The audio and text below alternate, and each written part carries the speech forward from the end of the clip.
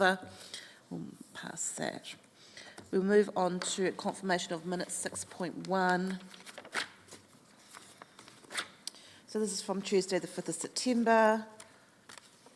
Any matters arising? Happy to move. Councillor Jackson, thank you. Seconder, thank you. Mayor Bowen, all those in favour? Aye. Pass. Move on to our first report of 5, which is the update. So we'll just work through these one by one. Welcome, Susie. So the first update is a section of Local Government Act and roading naming policies. So the update is that this was provided by email to the councillors, and it's also loaded on the hub. Happy to close that one off now? Yep. Okay, Waka Kaitohi, further information. So we see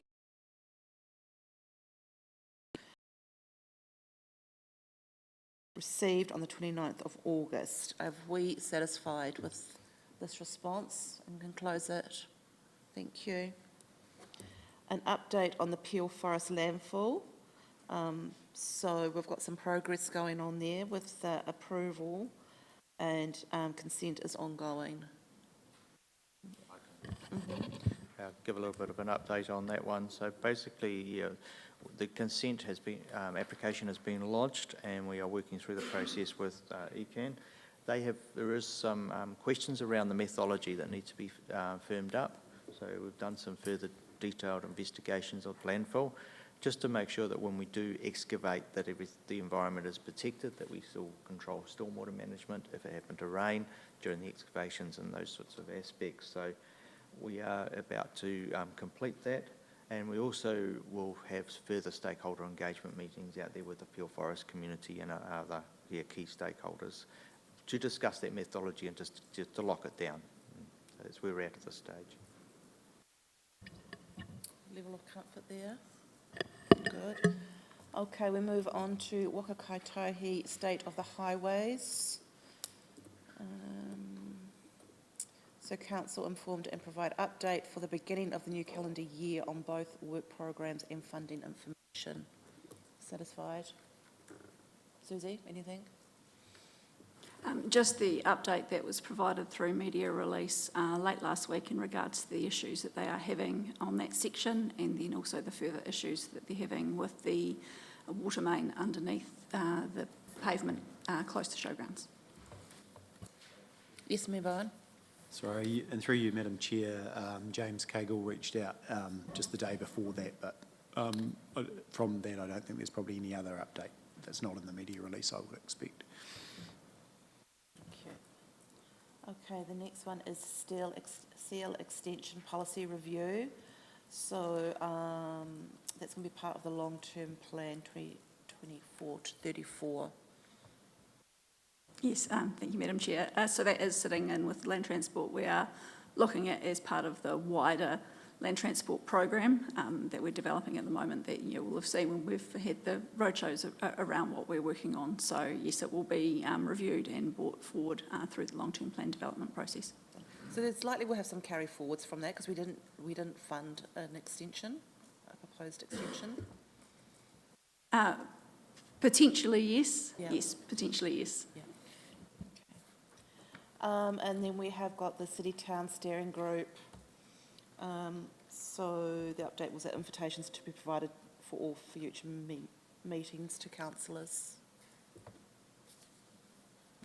Yeah, and I believe Celine had sent those out some time ago as well, but it was just to get an action, but it can probably be closed. Okay, that one closed off. And then we've got the Pararara Dam update, which we're receiving on report 11.1. So close that one. So the recommendation is that we receive and note the updates of the action. Please. Councillor Scott, seconded Councillor Booth. All those in favour? Aye, passed. Thank you. Okay, we're moving on to 7.2, which is second of our report on the Gladstone Road stop. So, Susie, you are going to, I'll take the report as read. Susie is available for any questions and a brief overview, if you like.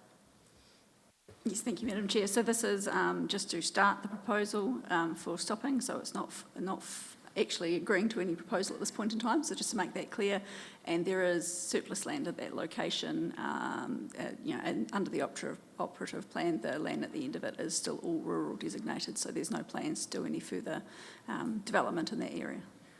So it's just to start the It's proposal. initiation of the process. Yes, correct. For further consultation, and if it was to go ahead, it would be sold at market price. Correct, so it will be under Schedule 10 of the Local Government Act, which requires full consultation.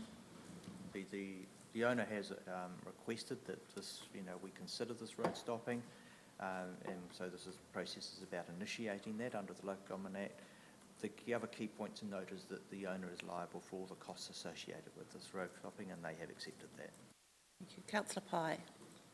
I just have a question about point 14, and it says that you've consulted with the owner of the affected adjoining property, and it says their support is not a requirement, but were they supportive or not? It doesn't indicate. Or have I read that wrong? So it's not a requirement of, we're supposed to start the process, it's not a requirement, but yes, they would have to, if they were to submit against the Schedule 10, then their support would, if they were not supportive of it, then that would be taken into consideration. And then the next step for that is if the landowner that was interested in the land and wanted to go ahead, then they would need to go to Environment Court, which would be something that would be a large, lengthy process, and they'd unlikely want to do that. But yes, so they would need support. Well, they would not want them to go against. But the report indicates that you've already done that consultation, but it doesn't indicate what the outcome is, or is it not supposed to read Yeah. like that? What we're stating is there is that the landowner requesting the road stopping has consulted with their neighbour who is adjacent to that name. Okay? Sorry, do we know if the neighbour's supportive or not? Yes, the neighbour is Oh, okay, supportive, sorry, and we thank have you. that. That's what I wanted to know. Thank you. Any other questions? No. Okay, so the recommendation is that we endorse the road stopping proposal for the initiation of the road stopping process. Can I have a mover for that? Thank you, Councillor Pai, seconded Mayor Bowen. All those in favour? Aye, against, carried. Thank you. Susie, I ask you to remain, and we'll move on to 7.3. So this is the adoption of the interim speed management plan for submissions to Waka Kaitahi. So just to be clarified, we submit these in for consideration. They're not a given that this is what it's going to be. And I also understand that community boards have been involved in this process. Yes, that is correct. So there is a process under the new speed limit setting rule 2022 that requires us to develop and engage and then submit for approval to Waka Kotahi. So we're at the stage now of we've developed and we've engaged, also with support from the community boards, and have worked with New Zealand Police and FENZ as well on this.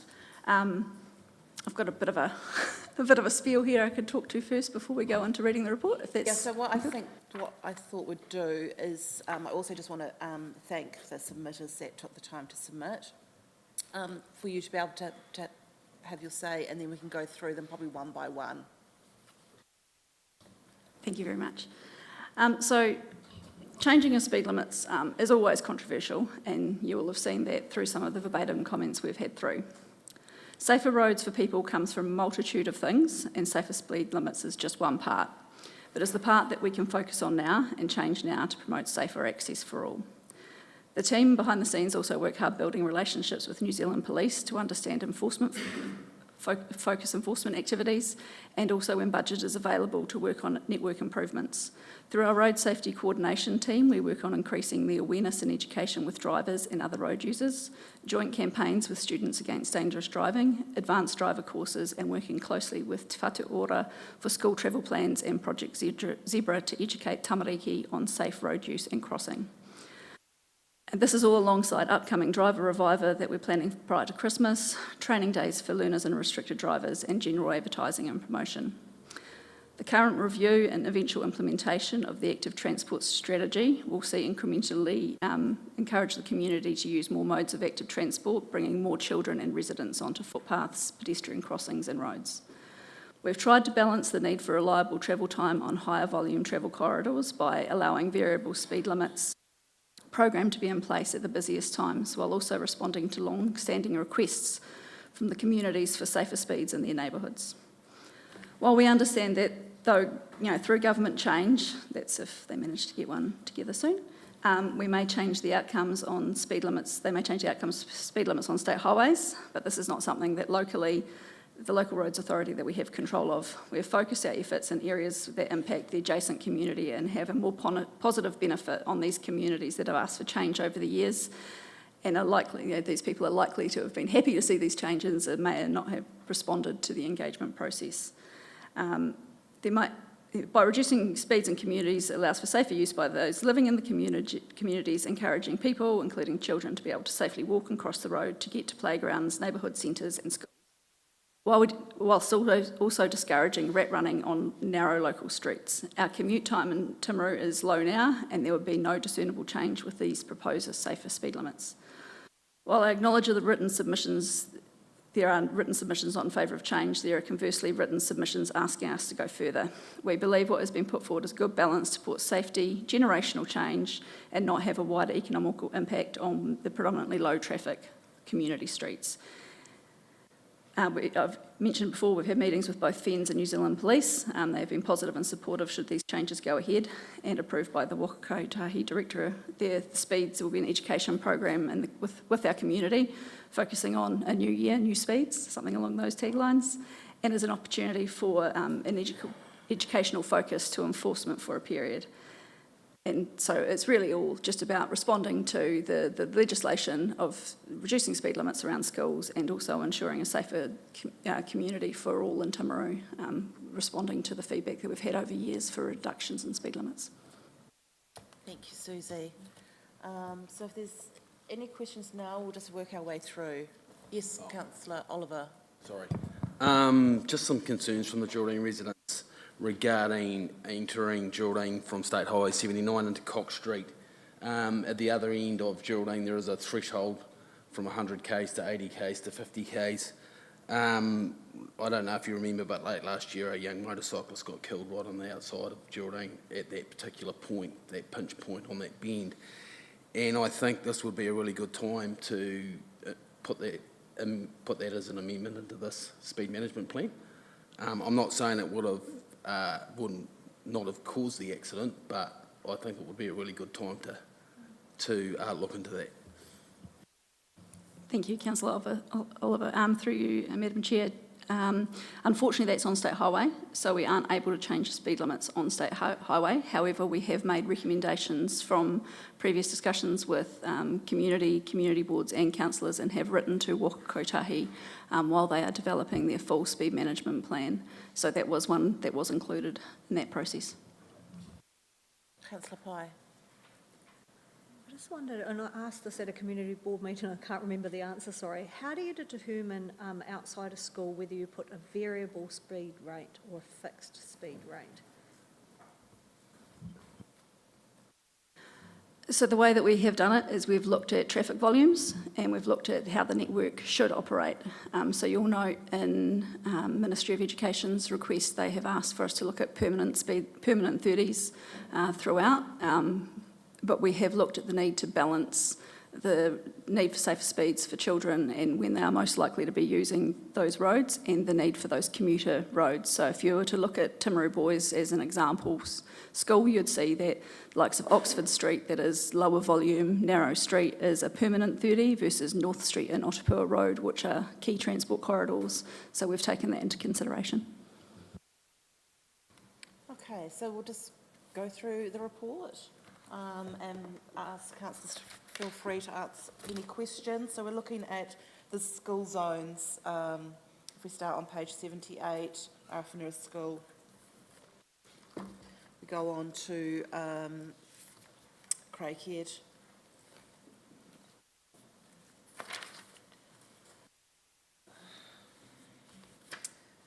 Okay, Glenetti. and then Highfield. Washdyke, One Global School, and Opahi College in Temuka.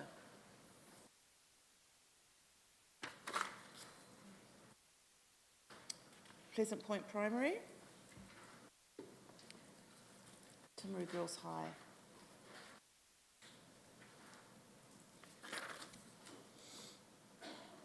Barton Rural School,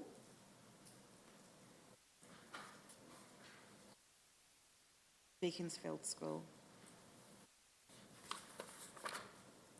Waihi School, Timaru Boys High School, Geraldine High School, Geraldine Primary, Grantley Downs, Mount View High School. I just ask, Councillor Pennington, did you want to add anything from our workshops regarding what your suggestion was with Mountain View? I just thought on Pages Road, it should be extended to the full length of the school boundary, not just the tennis courts, because I noticed kids coming in and out of that hedge along there, so it just made more sense to go Glamis Street, I thought.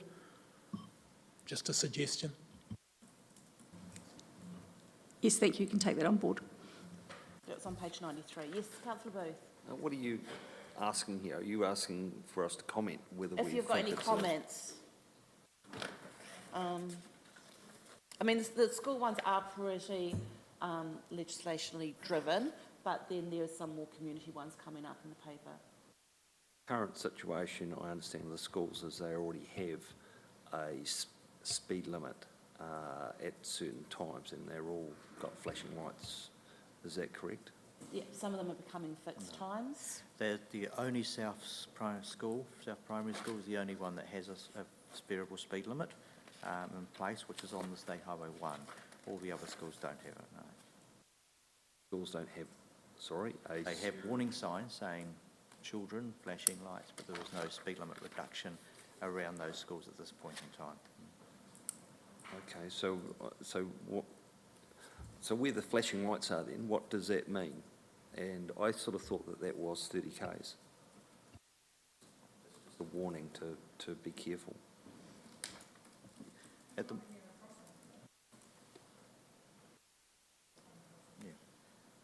You might be able Yeah, so there's a few schools that have the warning lights, and under the old rule that was generally accepted, 40 kilometre per hour speed area. Through the legislation change, so that was in May 2022, there was a requirement to have 40% of all schools down to either 30 or 60 kilometres, depending if they're Category 1 or Category 2. So Category 1 effectively fits within the urban area where there is a high amount of active transport access, or could be a high amount of active transport access, so people walking or cycling or milling around the school gates, as happens. And then in the Category 2, generally fits within a lot of the rural schools is a 60 kilometre speed limit, which is where there is a lot more school bus activity or parent pick-up, drop-off and off-school, off-road to school parking. So those were the ones that fit the 60. So the legislation has changed, so those warning signs are superseded now by the legislation change. So this allows us to get, I suppose, our ducks into a row and follow the legislation. Requirement is to have only 40% done. However, when we first brought a draft report up to the Infrastructure Committee a wee while ago, we got contacted by the schools that weren't on the list, wanting to know why they weren't on the list, and so we made the call to put all of them up together to enable that safer active travel for all schools in Timaru District. I'm happy to move through the schools unless any councillors have any specific concerns with schools. Yes, Councillor Pye. Just got a couple. So on the Temuka map, we've got a whole stretch of Studham Street that doesn't have any... Sorry, Councillor Pye, can you just say what page you're on Oh, for beg your others, pardon, please? page 98. 98. 98, yeah. So we've got that whole stretch of Studham Street that has no school on it, that goes from Denmark Street to Domain Ave, and I just wonder why that's been included, because that's a permanent 30K zone. and I wonder why that's been included. It's because the boundary of St Joseph's interacts with Studham Street and also creates an opportunity to create a safer speed neighbourhood, so for all the kids walking to and from school in those locations. So did you do some consultation with St Joseph's and they're supportive of that proposal, or like how, did you go out there and watch where the kids walk, or how do you determine that kind of information? So there's a lot of long-standing requests for the work. I can't speak specifically to this one here, but long-standing requests for reductions in speed. And you'll note through the Ministry of Education's written submission, they were supportive of expanding the areas. So we're just, I suppose, following the guidelines. I just wonder if we go back and double check that one to make sure that there is some long-standing request behind that particular one, because it just looks like it's a little bit odd compared to everything else.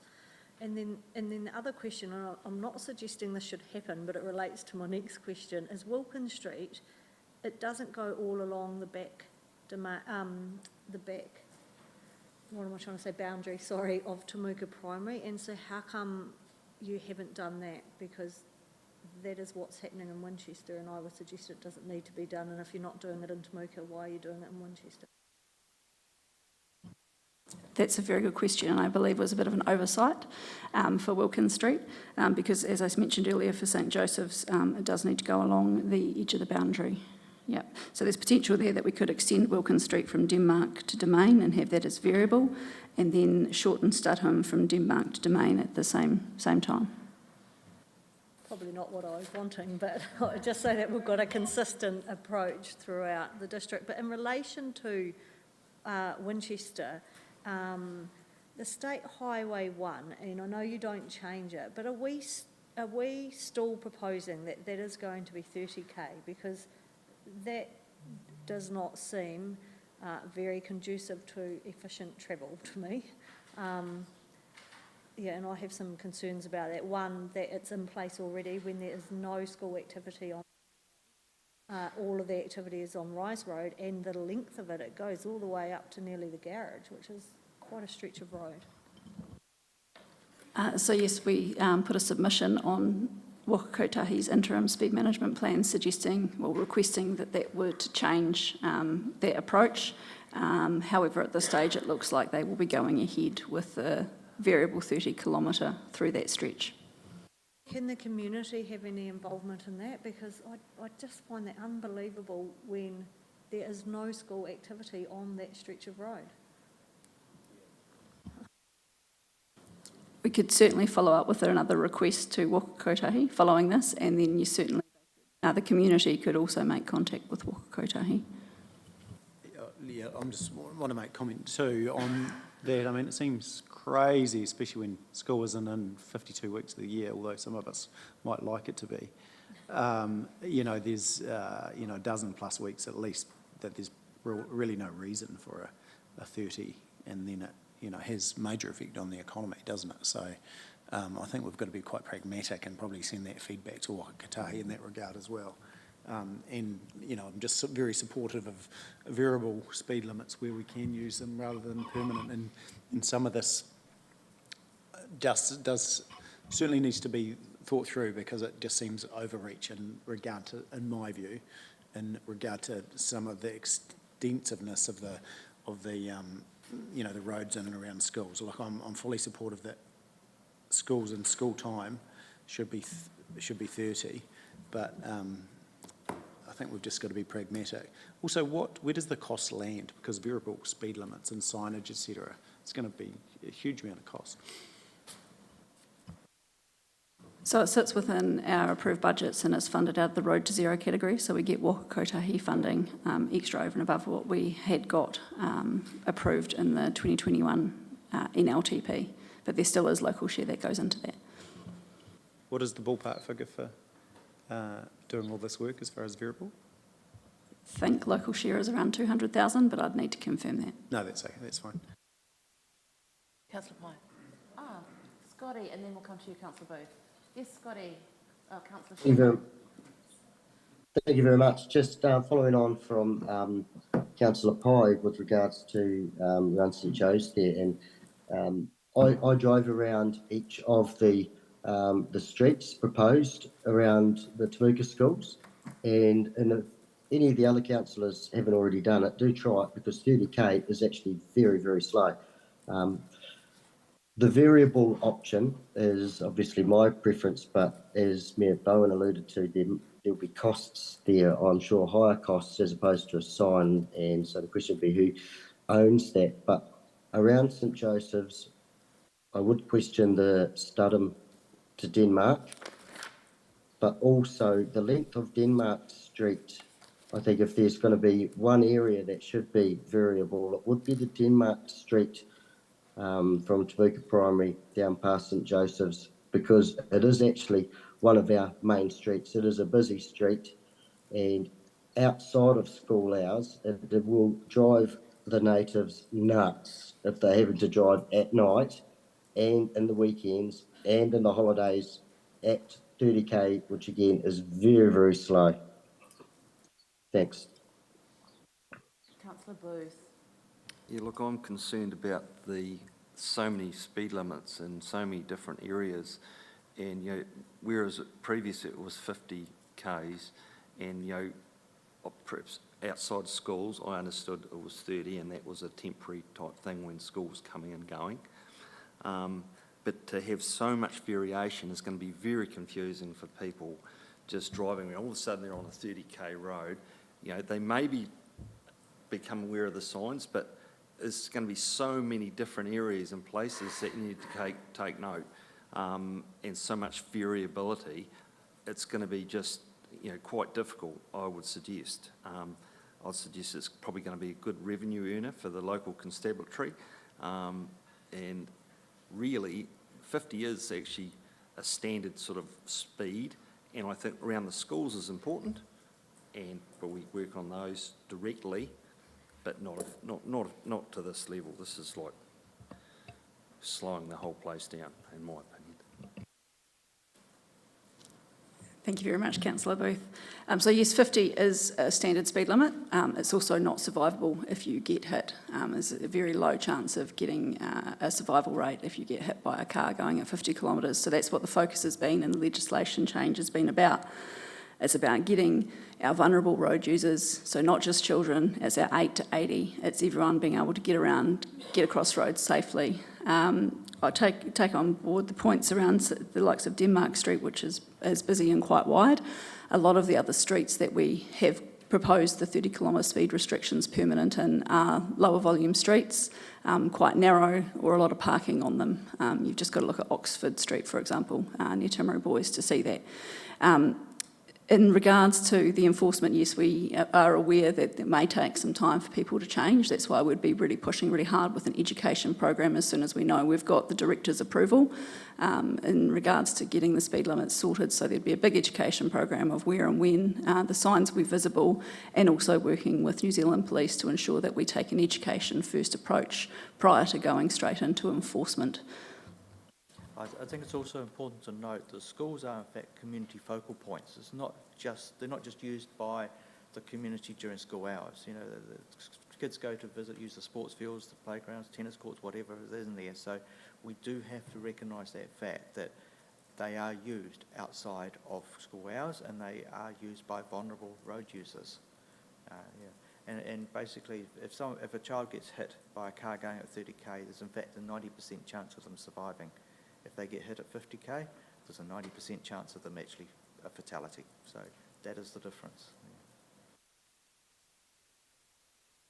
Yes, Councillor Jackson. Totally agree with the rationale about slowing people down, and wouldn't it be great if we had a bit more common sense in our communities where people actually decided that, oh, there's a school coming up, I'll slow down. But in reality, there are people out there that don't. I agree with Councillor Booth on the fact that it is going to be confusing for a lot of people for a fair chunk of time, I would say. But I think it's one that we do need to be doing. There's just one thing, it's probably just semantics, but the variable sign and the permanent sign, so the permanent sign is in white with the red around it, and the variable is with black with the red around it. To me personally, the black one speaks more to me about slowing down than the white one. I don't know, was that a decision that was just handed on to you, Susie? It was. I don't know how other people feel about that, but yeah. Yes, so correct. The variables are obviously a flashing light up board, and so they use green, and that's why they're proposed in the plan as black, and then the standard speed limit restriction signs, they are white and red.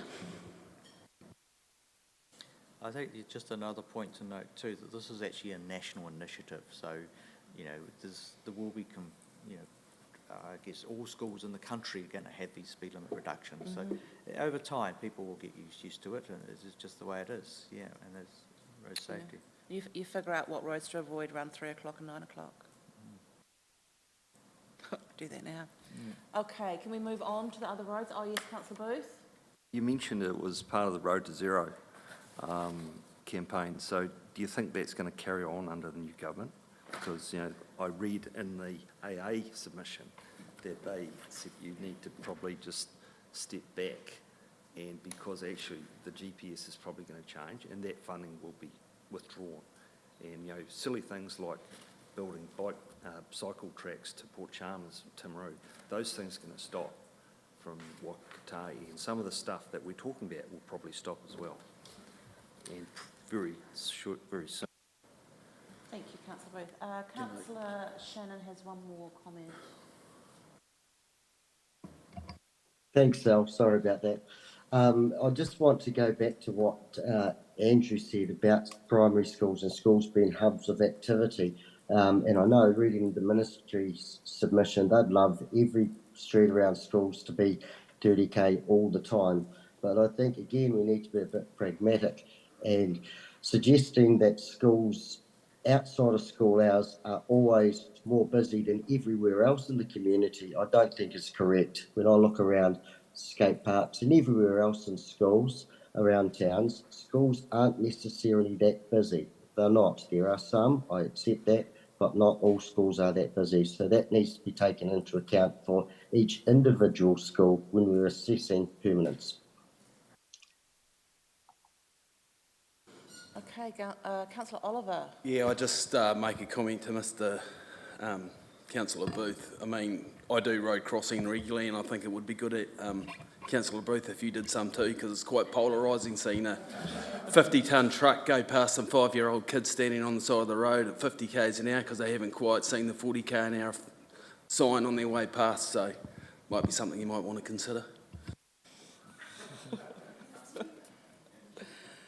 Okay, so thank you for comments, and we're going to move on to just the general roads on page 104. Start with the Timaru CBD, if there's any comments regarding proposed 104. Okay, and then we move on to Beaconsfield Road and Salisbury Road. Butlers Road, Pleasant Point. So a permanent 40 for a rural road, is that because of active transport cyclists, possibly? It's around the golf course being either side of it, having people walking across the road. You've got a bit of active transport coming through those loops as well, and also access into the huts. Right. Good. Brosnan Road, Devon Road, Kennels Road. Sorry, through you, Councillor Parker, can we just, because we will get picked up by community on this, is everyone comfortable with going back to the CBD one, which starts back at Theodosia Street? And I admit that most of the speed probably through those roads are relatively low anyway. It's probably 30 to 40 kilometres, but because you will get feedback from residents on these ones. So is everyone comfortable with the likes of that CBD one? Are we looking at putting any further speed humps or slowing mechanisms down islands to support the reduced speed request? For in the CBD at this stage, no, there aren't any. Just picking up on the consistency, there's a lot of 30k streets there at the moment, just not through that Strathallan Station, George Street area, where we know, what have we got, 19 cruise ships coming in this year, and that active transport link as well, to make sure that we've got the ability. We haven't got funding at this point in time to widen the footpath through Station Street. but I'm not sure where that will go over the next couple of years. Councillor Jackson, did you? No? Okay. So we're moving on through to, where are we here? Cliffs Road, Tyco Hall Road, Sutherland's Road. Yes, so through you, Madam Chair, this was requested through the submission process by the community that live in that community. Okay, Dawson Street, Talbot Street. Port, Industrial, Heaton Street, Hayes. And then Carytown, Mill Road. Yes, councillor Pye.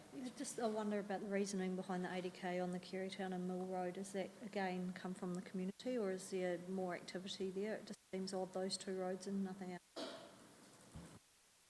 Yeah, some complaints from the community over the years around the speed on that area, but also, yeah, a bit more activity, particularly extraction from the rivers for gravels and carting that to other sites. So a lot more trucks going through there than there historically was. That would probably, does that explain both Carytown and Mill Road, or is that just access down? Oh, yeah. Thank you.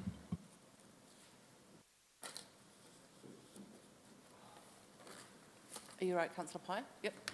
Okay, moving on to Milford, Clandyboy Road to Milford. And Old North Road, Blair Street to Maru. Rowley Station. Pages Road, Linity Road. The Parade and Scarsville Road. Port Loop. Rangatata Gorge Road, Lanswood Hill Forest. I queried that during my meeting with Group Manager Mr Dixon, and he said the residents were very supportive of it. Yes, they've been requesting it for some time, and they've got quite a bit of active transport use now, particularly since the shared path was put in from the township to Blandswood Road, and also down through the dock area where you've got the Big Tree Walk and all of those things, and no footpaths at the moment on those areas. That's great. Richard Pearce Drive. Yes, councillor Shannon. Oh, you're good with that, okay. What about Rockdale Road and Rocky Hundreds? And then we move on to Seadown Road, Meadows Road.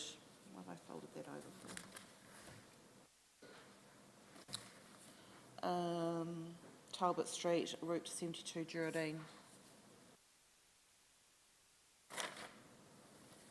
And then we move out to Pleasant Point, to Tawhanga Road, Shearers Road and Mays Road. And I question this one as well, but I hear this is a cycling route. It's a bit one of those ones that the communities like to use for walking and cycling for a quick walk around the block. Also narrow, unsealed roads in those areas apart from Tinawai Road. So, yeah, is well used. Thank you. Waipopo area. Waitoa Temuka Road. And then Washtite Flat Road, Rosewood Valley Road.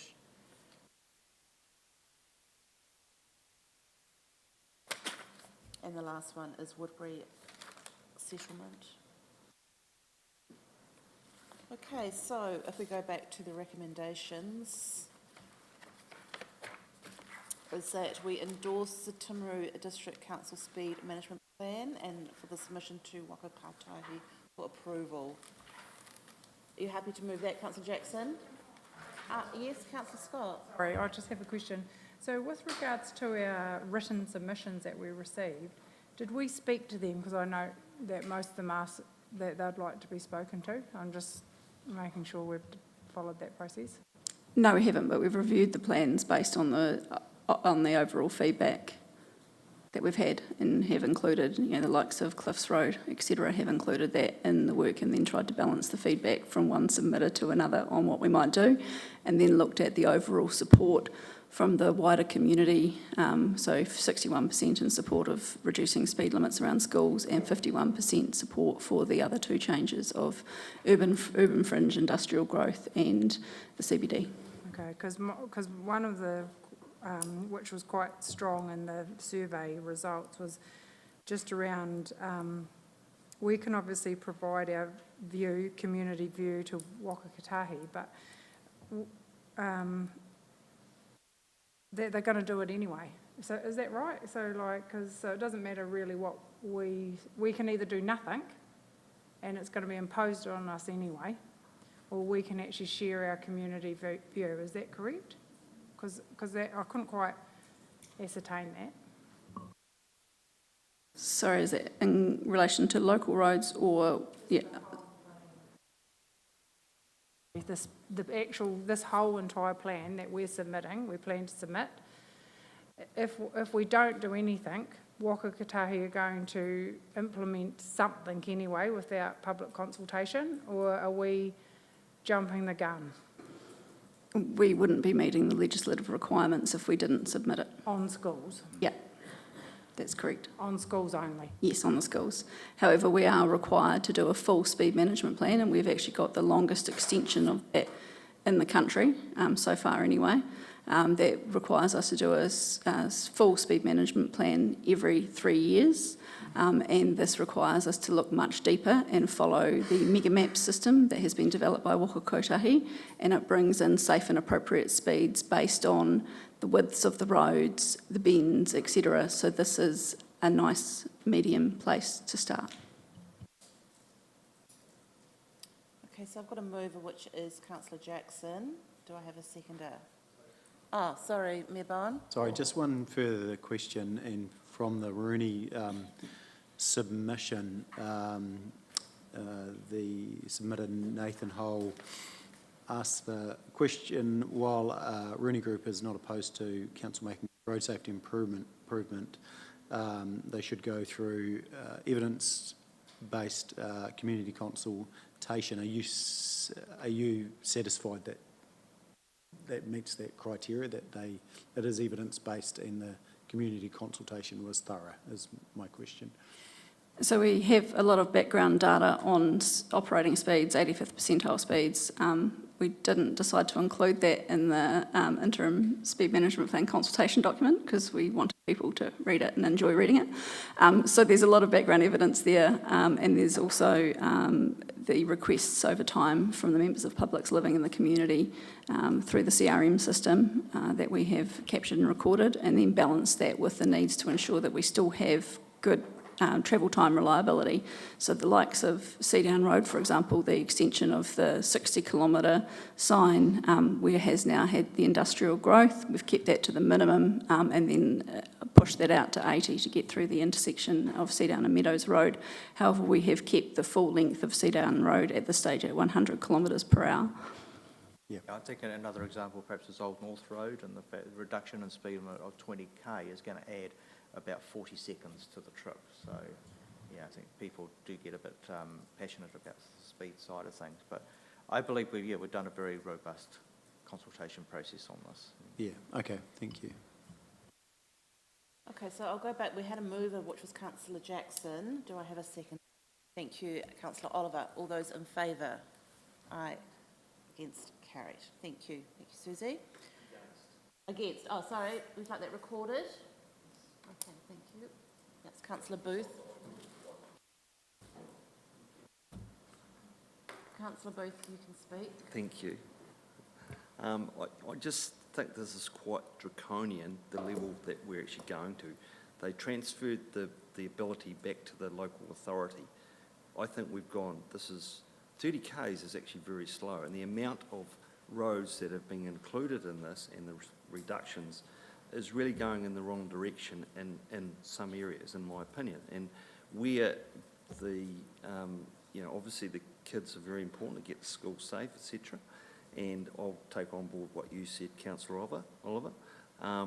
But at the end of the day, that can be mitigated through having signs and being designated areas, which is actually what we need to comply with according to the new rules for the schools. So yes, but all these other locations seems to me when things are speeding up, the roads are getting safer. I think is just a little bit over the top. Thank you. Okay, we're going to move on to 7.4. So this is our key infrastructure project updates. So our first project is road renewals, and you would notice around town that there seems to be roadworks everywhere. Mr Dixon, how many contracts are let out at this current time? We've currently got 24 contracts on the go at the moment, so yeah, that is the peak of the construction season. So does anyone have any questions or comments regarding the renewal and improvement program? Yes, councillor Pye. So I just have one on the, it's the, I don't know what that one is, the first one, I think. Yep, the first one on page 130. So it talks about the budget, 17.8 million. Spent to date as at September, 4.7 million, which is about 26% of the budget. Yet a month later, we're up to 50% of the work. And I just wondered, are we going to be, where do we think we're going to end up on that one, or did we just do a whole lot of work in October? Yeah, thank you. It was a very busy month. So we've got a lot of our reseal program completed, and I'm sure Councillor Shannon will be able to talk to the beautiful job on Ewan Road in Temuka, and yourself, yes, of course. So yes, we have spent a lot of money very early, yeah. So are we confident that we'll still meet budget by the end of the year on that 17.8 million? It will all be gone. And how much more? So we're looking at the program. Obviously, we've programmed the works up front, the big, large-scale stuff, which involves a lot of heavy spending early on, like the structural asphalt, or a lot of greater work has been done or is being done at the moment. So that will pull back after Christmas, and then we'll be moving into the likes of the urban roundabouts and platforms, etc., curb and channels, footpaths, which take a lot of time but don't cost as much money. So we will be on track for expenditure. Waka Kotahi have come to us explaining that there might be some maintenance, operation and renewal funding, extra funding available for the end of financial year, and if that is the case, then we will meet our local share as much as we can and may get a little bit more funding out of them. But our intention is to stick to budget, yes. Yes, Mayor Bowen. Look, my question stems from roading in general, but like to the point that there is a lot of roadworks around at the moment, and been through a little bit, and I know this is coming up because we're concerned about the amount of traffic management cost that sits within it, and I look at some of the traffic management, and I understand why it is so costly, because there's so many people involved, and I think we really need to do some detailed analysis on what are we getting value for money out of traffic management. I know this has been raised, but if we're spending, 30, 40% on that side of it, we have to look at doing this differently. Can we pull this out of the contract, and also send a message to the providers that actually we want some cost efficiency, because some of the examples I've seen of late are just ridiculous on the amount of people that are running some temporary traffic lights.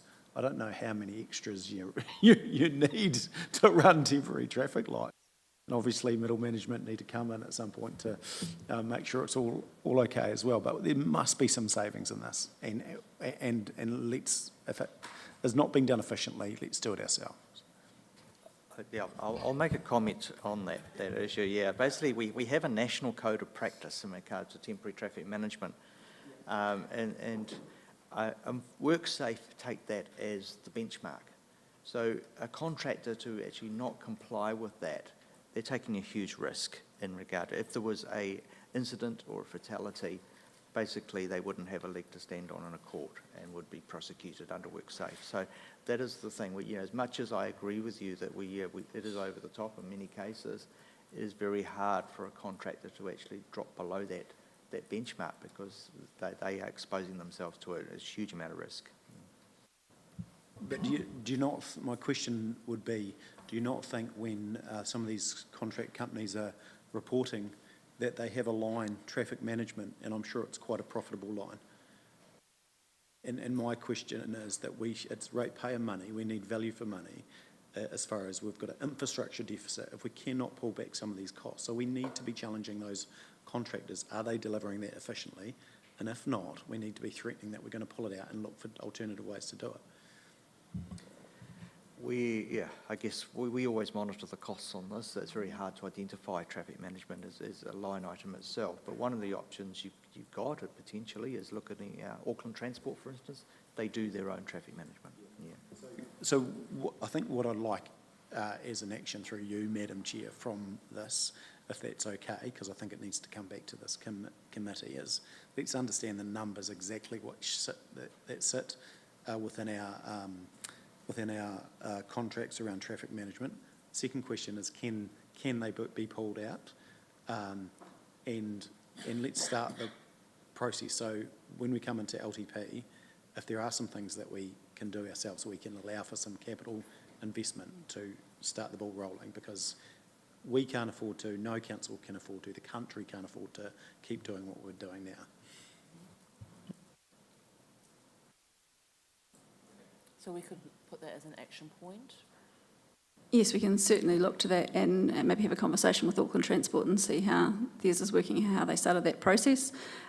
Just noting that, we have the Code of Practice, and then we have the Health and Safety at Work Act, and then since then WorkSafe have developed a guideline, and then Waka Kotahi have also developed a guideline which does again put more risk back to the contractor. What we can and do at the moment is we do obviously look at what costs are and try and limit it and try and figure out how we can make sure that we've got the least number of days for construction, and where we can, we do consider full road closure, which allows for a much cheaper implementation of temporary traffic management. It does cause frustration to the community, but we do try to do a road closure where we can, or a part road closure with residents only access. But certainly we can have a look into a piece of work there. And I suppose with that also you'd have to consider how many contracts we're doing at any one time to be able to... Yes, there's a good bit of work making sure that we've got the network considerations, particularly with, the road maintenance contract, for example. We could have in any one day 10 to 20 active sites out there. It's a lot of work. But yeah, from a council point of view, at this stage, like I said, we do look to monitor what we can implement in regards to using a road closure first and foremost, and what detours might be available pending other people's roadworks, and then also, yes, looking at how we can ensure that we are getting value for money on the specific sites. But there hasn't been an overarching piece of work done. At this stage, I'd say the resources would be pretty tight to get that done in the LTP timeframes. Sorry, if I may comment, this is actually a deep dive of data that sits it's almost a finance job to understand exactly what the numbers are that we're spending on it. I know we can talk to Auckland Transport and those things, but I actually don't think this council can afford not to do it in the time frame to meet the LTP. We need these considerations. We've been asking for a year around doing things differently. So I think all business units within the council should have got that message by now. If they haven't, I would be worried. And so we need to do things now, and we need to find a solution to achieving it if we don't have the capacity in-house. It's something that we need to be considering for next year's LTP. And yeah, I think that's probably firm enough. Thank you. I'm going to go to Councillor Shannon. Thank you, Sal. Just a very quick question, Andrew. Looking at those key projects, the Pages Road Combined project, will that remedy that corner by the reservoir there that everybody drive, that has all the trucks driving around the corner? Councillor Shannon, you're muffling a little bit. We Am I? can't hear you. It's probably my cold. No, for Andrew, the Pages Road Combined project, will that remedy the corner by the reservoir? Something about a reservoir. Can you just repeat your question, Councillor Shannon? I think I've captured it, if that's all right, through you, Madam Chair. No, Councillor Shannon, that's at the top end by Waiari Road, the leak there, but we are working together to ascertain the root cause of that water issue that is up there.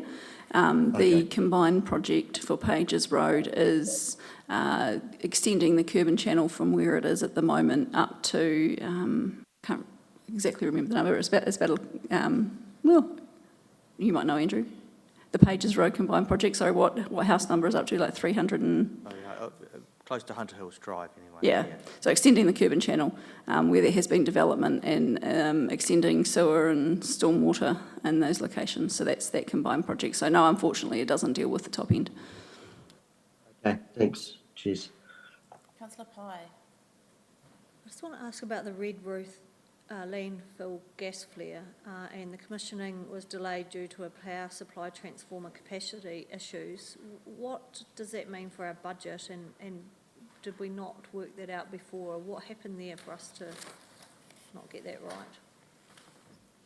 It's an issue lying with Alpine, actually. There's insufficient power in the actual main street grid, so they need to upgrade the power transformer to take the additional load. In the interim, we have stopped using the polystyrene compression plant, which also takes up, so we're balancing it at the moment, and it will be upgraded, but yeah. Engaging with them before we sign this project off, or I just don't understand how this has become an issue after kind of halfway through. Like, did we not? Yeah. Yeah, the assumption was made there was sufficient power, and I think that is something we're learning quite quickly, that the Alpine network is not as robust as perhaps we have assumed. So the transformer the capacity issues, does that come at a cost to council or to Alpine? Alpine cost. Okay, thank you. And then I did actually just quickly want to comment, if I may, on the commendation that you had from ECAN on the Opahe River work. I thought that was great. Yeah, I'm going to work through them. That's okay. We've got the Downlands Tianawai reservoir covers, and now we're going on to the OP pipeline renewal. That's yours, yep. Did you have, for the... Just wanted to say well done. That was good to get that commendation, because it sounded to me like it was quite a mission to even get approved to do it. So well done. It was a challenge, that project, yes. Sorry, I've talked about this before, but I think there's appropriate time for another action, and I'm sorry to load work onto officers, but this is a great example of everything that's wrong with our system and adding cost and compliance, etc., to what should be a simple renewal of a project, of a pipeline.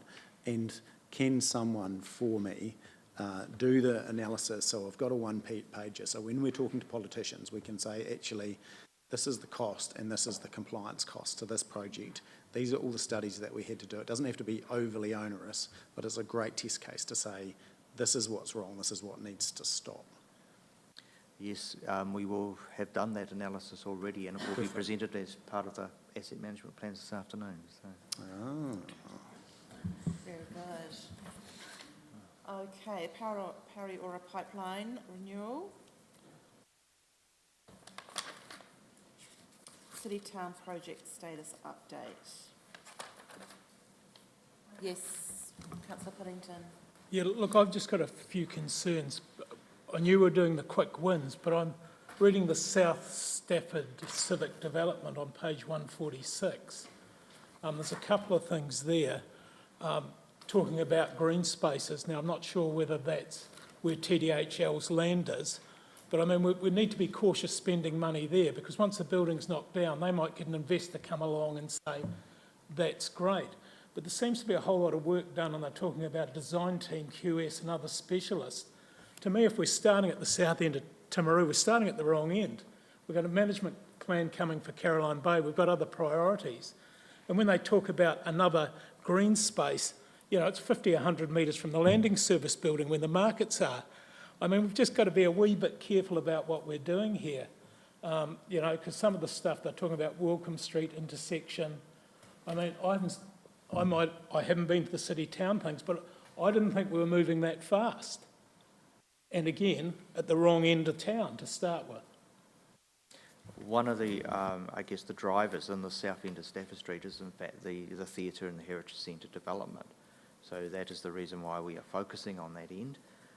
And the green space across the road, directly across the road from the theatre, is what we're looking at, and nothing's in concrete yet. But that would be sort of like a meet and greet area. It also would provide additional parking for the theatre. So You're buying that off TDHL, is that what you're saying? No, the intention is to lease it. And what happens if we spend a couple of hundred doing that, Andrew, and they suddenly have someone wants to buy the land? We're talking to TDHL on their long-term plans, but any lease that we would sign up would be a long-term lease. Okay. And look, I get the theatre, we're doing that development, but I didn't realise that suddenly meant roundabouts, traffic plans and all these other things you're talking about. Are we getting costings for all this before it gets a tick? Absolutely, yes. Yes, councillor Scott. This report sort of comes out different to the others, so I couldn't quite work out, and I am doing all my long-term planning reviews. And so we have 34.6 million in the long-term plan budgets. But I can't figure out what we've spent to date. And also, in that 34.6, I can't find again, does that include all that stormwater infrastructure work and blah, blah, blah, or is this just all happy day stuff, 34 million? You know, we've got a lot of work to do on the ground. Sorry, sound like not happy day stuff, you know what I mean? With Like, you. does that 34.6 million, that includes all our stormwater upgrades, our IT, all of that, doesn't it? The 34.6 million. It doesn't include infrastructure upgrades because they're funded separately under infrastructure renewal side. Oh my gosh, okay. So what have we spent to date? Out of that 34.6 million, I cannot find exactly what was spent on all this stuff.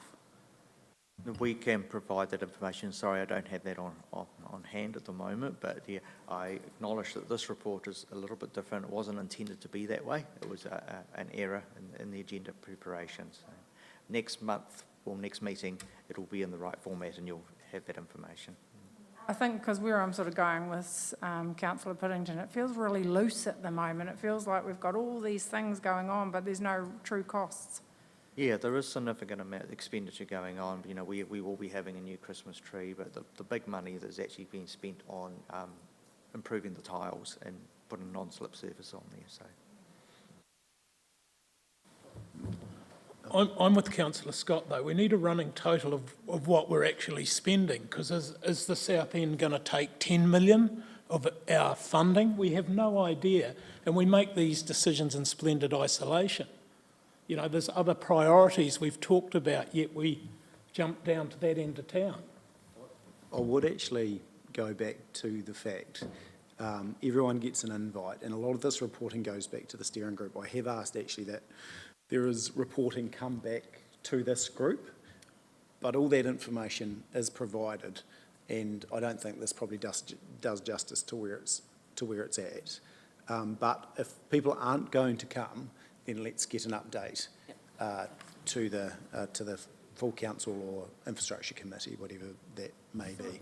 Sorry, just on that point, so we get the invites, but we don't get the information, because I've never been able to make one yet due to other stuff, but then we're not getting the information. Well, I don't think we are. Maybe I need to click into the invite and see it there. That's probably... Yeah. I will. So next standing committees, the format will be different with clear It running will be, costs yeah. and action points. Okay, and then we have Sea Play project nearing completion. No. Okay, so let's go back to the recommendation. I think it will be receive and note. Receive and notes, progress reports from the key infrastructure projects. I'm happy to move that. I've got a seconder. Thank you, councillor Pye. All those in favour? Aye. Against? Carried. Okay, moving on to 7.5, which is the update of the Kowhai Road crossing at Blandswood Road. I welcome Susie back. Thank you. Take the report as read.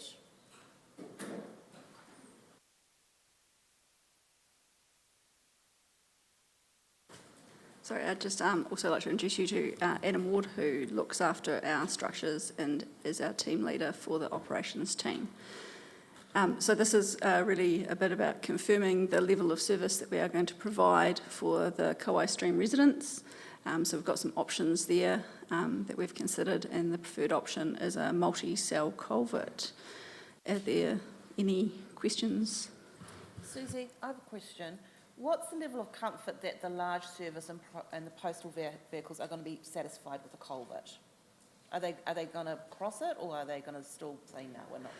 So most of the time it will just look like a concrete washover forward. They currently cross them going other areas like up Rangatata Gorge. At the moment there's one out School Creek that is also due for replacement that they are currently crossing with no issues. Great, thank you.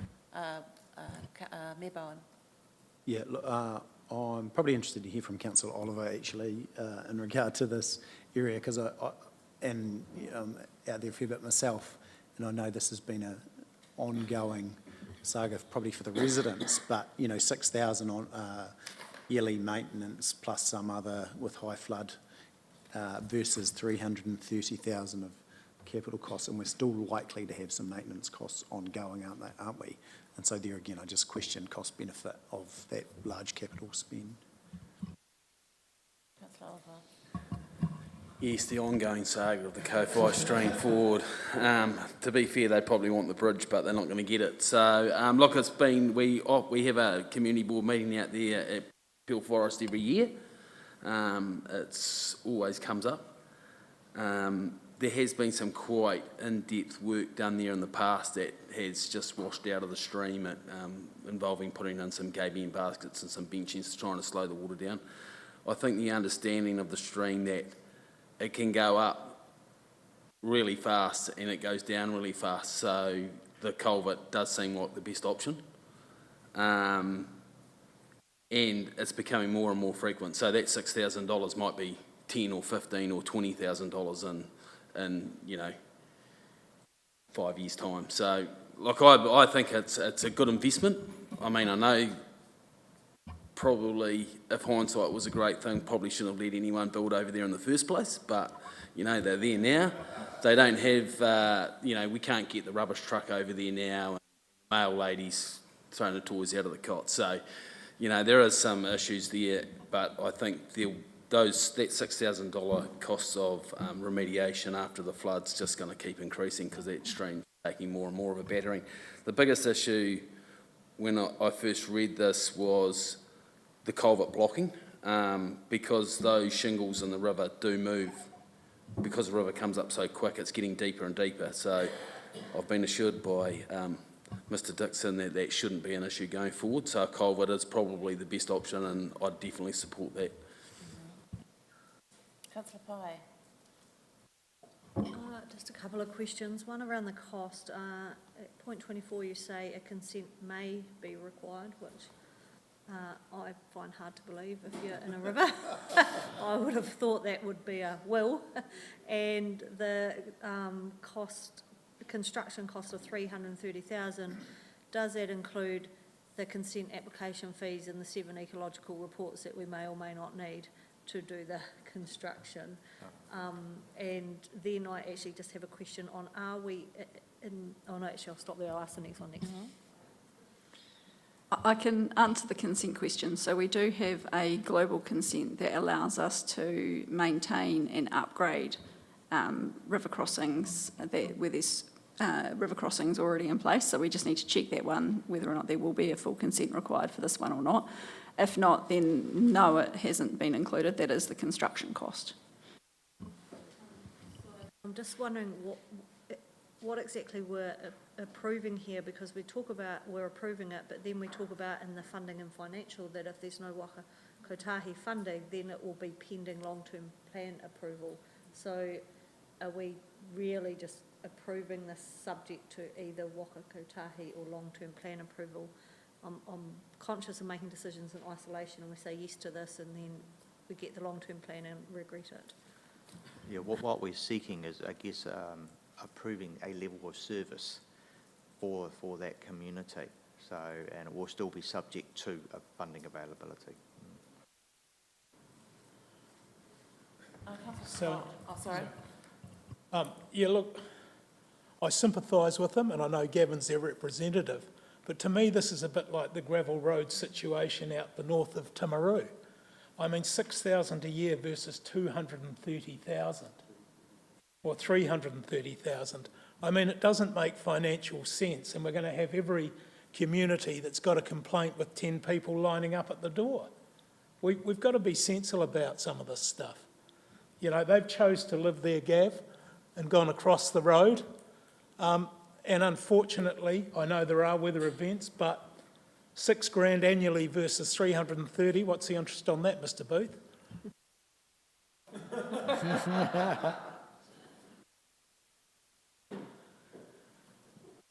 Councillor Scott. I was sort of similar question to councillor Pye around the option 3. Is it within our current budgets? And obviously, that's one question. Is it in our current budget?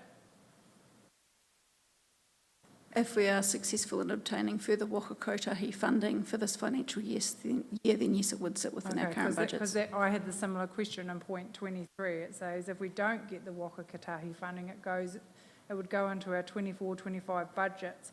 So I was unsure what I was actually deciding on today, because it's either going to get deferred into the next budget, or you'll come back because we've got the funding and we go from there. I feel like we've gone a bit early. Okay, yeah, basically, there is a possibility that we will have funding in this financial year. That's why we're seeking a decision rather than waiting. Yeah. So if the funding comes through, we will be ready to go and implement council's decision, whatever that might be. If the funding doesn't come through, the project gets deferred. So there's been no bridge there for 39 years. Correct. Correct. It's a long time. Yes. Sorry, question. So our share would be half that. So we're making consideration for ratepayer funding. For, yes, 49% of the total cost. It won't be loan funded at that level, will it? It's an improvement, so it's a capital project. So it is a capital, so Yep. it's loan funded, is it? Yes. Yeah, okay. So you're making it for half that 165. It was Yes. 330, yeah. And just to respond, yes, it's been a while since there's been a bridge there. There are still 2 residents that live on the other side that were there when there was a bridge. Okay. Oh, yes, councillor Booth. I just think there's perhaps a possibility then private-public funding for if they live over there, that they spend a bit of money themselves and put some money towards it. But, you know, $6,000 against 330,000, and still a event you'll still be spending money. So and is that the priority? And if you've got a list of things that you've got $330,000, and is that actually the most important thing that you should be spending that money on? I guess that's just the thing I need to ask myself. Yeah, through you, Madam Chair, that's a very good question. It's also an innovative design that we could look to use on some of the other structures that may be coming up for replacement and may not be a candidate for a full structure replacement because of the level of service that it will provide over and above just a normal washover of Ford or normal gravel Ford or normal concrete Ford. So it gives if approved, it could give a potential view and a dynamic stream on how that might work on other bridges, keeping in mind we have 41 coming up in the next 10 years that will be up for some sort of replacement, so it would give us an option to look at how that would work. I guess, Susie, that's my point, though. If we've got 41, where does this one sit? You know, is it the most important one? Because, again, we spend the money, then we have something important come on. Yeah, I was just going to raise it again in terms of if we do this, are we setting a precedence whereby, you know, other people are going to go, I've got a Ford that similarly has issues. How many of those are there? And of those 10 owners there, is there more development or scope for more development beyond those 10 properties in that area? Do we know? Sorry, I'm not sure on the status. I know that there's empty sections up there, so there is potential that there would be more building going on those sections. But whether or not there's ability to subdivide further, I'm not entirely sure, sorry. I think there is provision in the district plan for further development up there, and there has been in recent times. So I think go back to Councillor Booth's point there around development costs, or something that we could look at to see if they actually want it. Can they actually be part of a of a partnership or joint venture in relation to funding that. And then that sets a precedence for us to be able to do it further going forward. Yeah, I'd sort of go along with that a wee bit because it actually is a case for people now that they have to contribute. So it could be something that could be looked at. I'm not saying that's going to solve the problem for these people currently, but like Andrew said, there are some empty sections up there and there is going to be a wee bit of growth up there. So whether you put a bit extra in the rates to cover some of those costs going forward might be something over 20 years or something, could be something. But to be honest, the ford at Kowhai Stream's a bit different to most fords. It's not just on a shingle road that a bus can travel through. It's actually going through a pretty gnarly alluvial sort of type fan that's coming out of the stream there. So it's not a just normal old ford on the side of the road that someone's looking for a quick fix on. So are we looking at maybe having contributors with new developments or current landowners? Yeah?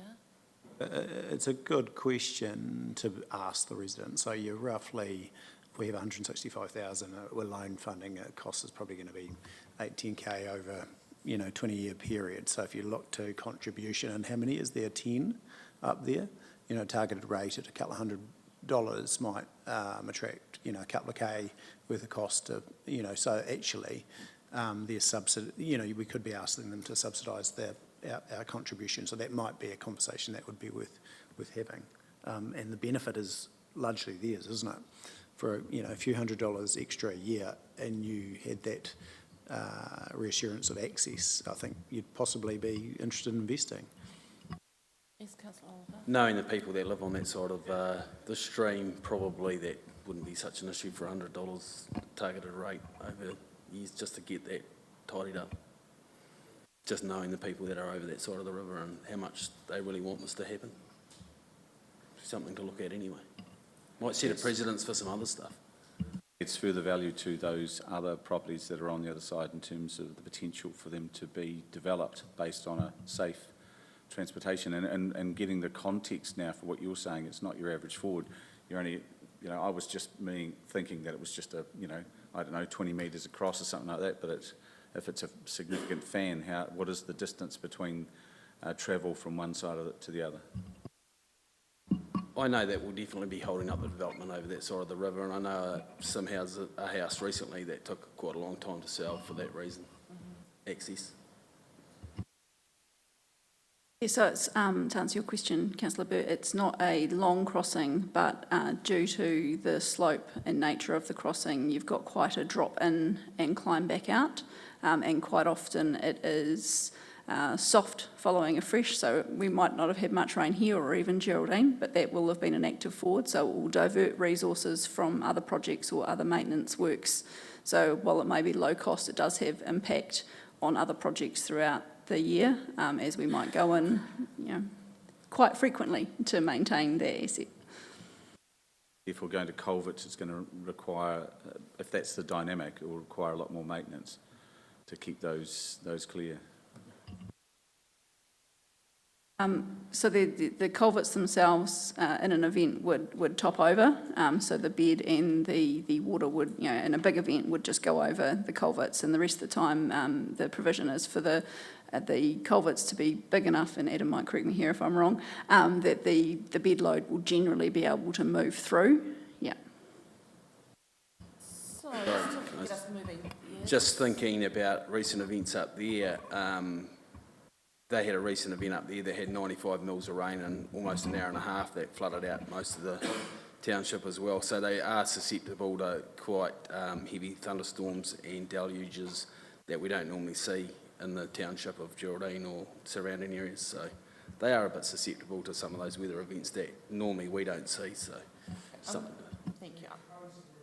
I'm going to put a recommendation forward to see if we've got any interest in the Infrastructure Committee recommend investigation into development property owner contributions policy for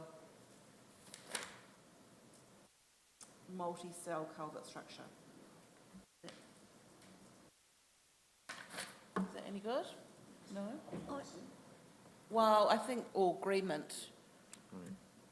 I'd prefer to see a policy across the district, because the risk is we have a policy for this, which I think is potentially a good solution, but what if we suddenly have 50 of them?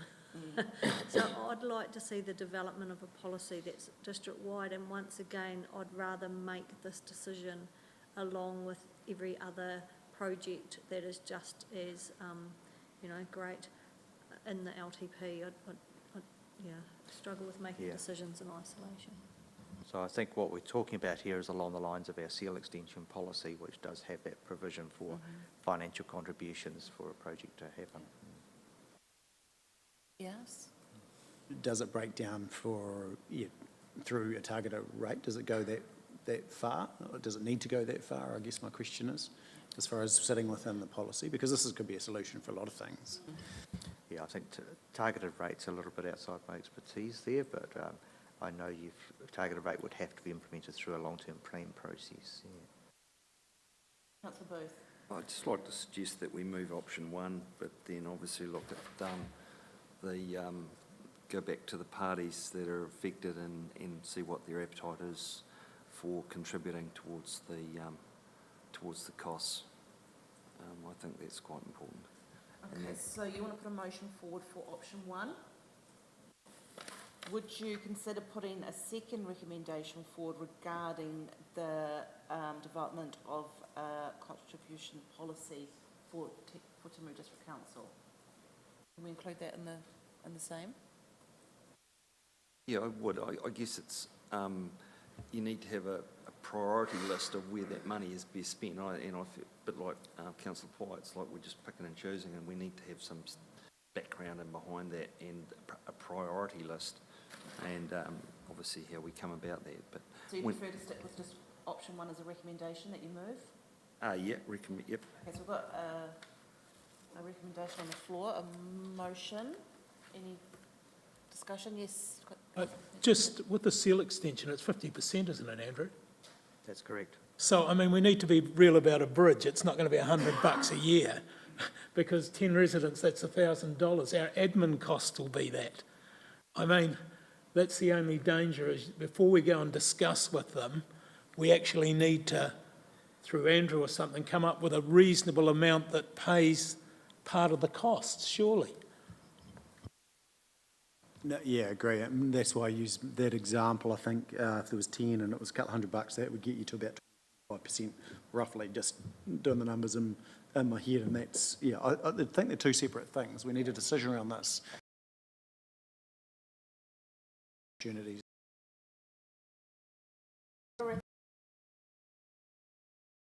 Option 1 to continue with the current maintenance costs of the order of $6,000. Do I have a seconder? Yes, Councillor Jackson. All those in favour? Aye. Against? Councillor Oliver, would you like that recorded? Carried.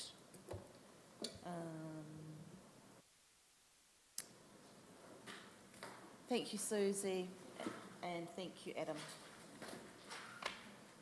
Okay.